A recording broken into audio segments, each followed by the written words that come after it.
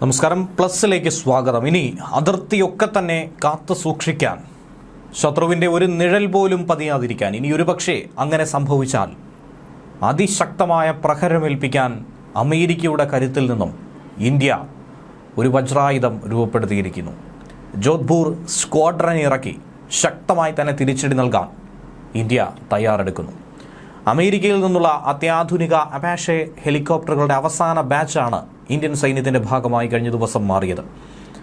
അവസാന ബാച്ചിൽ കിട്ടാനുള്ള 3 ഹെലികോപ്റ്ററുകളാണ് ചൊവ്വാഴ്ച ഗാസിയാബാദിലെ ഹിൻഡൻ എയർബേസിൽ വന്നിറങ്ങിയത്. ആന്റണോവ് AN-124 വിമാനത്തിലാണ് ഹെലികോപ്റ്ററുകൾ ഇന്ത്യയിലേക്ക് എത്തിച്ചത്. ഇതോടെ രാജസ്ഥാനിലെ ജോധ്പൂരിലെ 451 ആർമി ഏവിയേഷൻ സ്ക്വാഡ്രനിലേക്കുള്ള മുഴുവൻ ഹെലികോപ്റ്ററുകളും നമ്മുടെ രാജ്യത്ത് നിരന്നു കഴിഞ്ഞു, സജ്ജമായി കഴിഞ്ഞു. ഏതു ഭീഷണികളെയും നേരിടാൻ എപ്പോഴും നിതാന്ത ജാഗ്രത. പാകിസ്ഥാനുമായിട്ടുള്ള പടിഞ്ഞാറൻ അതിർത്തിയിലാണ് അപാഷെ ഹെലികോപ്റ്ററുകളെ വിന്യസിക്കുന്നത്. കഴിഞ്ഞ ജൂലൈയിൽ 3 അപാഷെ ഹെലികോപ്റ്ററുകളുടെ ആദ്യ ബാച്ച് ഇന്ത്യയിലെത്തിയിരുന്നു.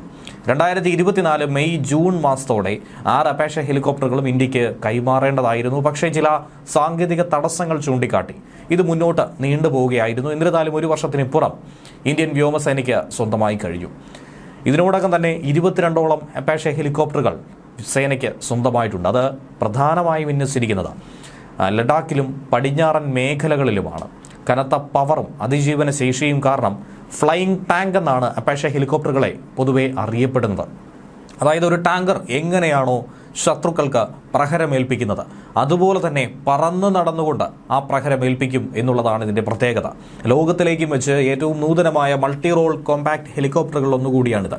അതുകൊണ്ട് തന്നെ പർവ്വത മേഖലകളിലും അതിർത്തി പ്രദേശങ്ങളിലും ഇതിനെ വളരെ അനായാസം ശത്രുവിനെതിരായിട്ടുള്ള ഒരു പടക്കോപ്പായി, വജ്രായുധമായി നമുക്ക് ഉപയോഗിക്കാൻ കഴിയും.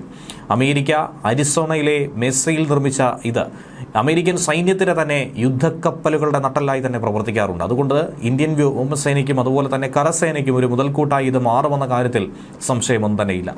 206 നൂതന സാങ്കേതിക വിദ്യകൾ ഉൾക്കൊള്ളുന്ന H-64 അപാഷെ ആക്രമണത്തിനും രഹസ്യാന്വേഷണത്തിനുമായി നമുക്ക് ഉപയോഗിക്കാൻ സാധിക്കും. പ്രധാനമായും ഈ 2 ദൗത്യങ്ങൾക്ക് പേര് കേട്ടവ തന്നെയാണ് ഇവ. ചെറു മിസൈലുകൾ, 70mm റോക്കറ്റുകൾ, 30mm ചെയിൻ ഗൺ എന്നിവ സജ്ജീകരിച്ചിരിക്കുന്ന ഹെലികോപ്റ്ററുകൾക്ക് ശത്രുവിൻ്റെ ബങ്കറുകൾ, വ്യോമപ്രതിരോധ സംവിധാനങ്ങൾ എന്നിവയെ തച്ചു തകർക്കാനും നിർവീര്യമാക്കാനുമുള്ള കഴിവുണ്ട്. അതുതന്നെയാണ് ഇതിനെ വേറിട്ട് നിർത്തുന്നത്.